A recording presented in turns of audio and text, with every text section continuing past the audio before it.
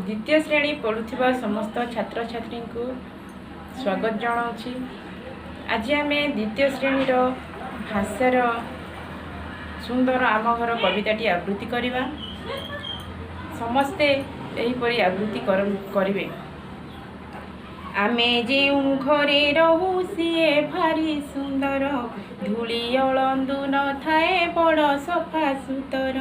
जाति जाति मंदार रे हसे आम बगीचा, निरीमल परिवेश चारिआड़ परजा। घरटी आमर अछि नई बंध कड़े, अपराजितार लता माड़ी थाए बाड़े। पढ़ा पढ़ी सारी दे भाई बंधु मेलरे, आनंदरे खेल खेलु नीति संज बेलरे। सुंदर घर को आमे करुना तो सोना, आनंदरे थाउ सदा मन मारी बसुना। छात्र छात्री माने एहीपरि समस्ते अभ्यास करिबो एही कविताटी।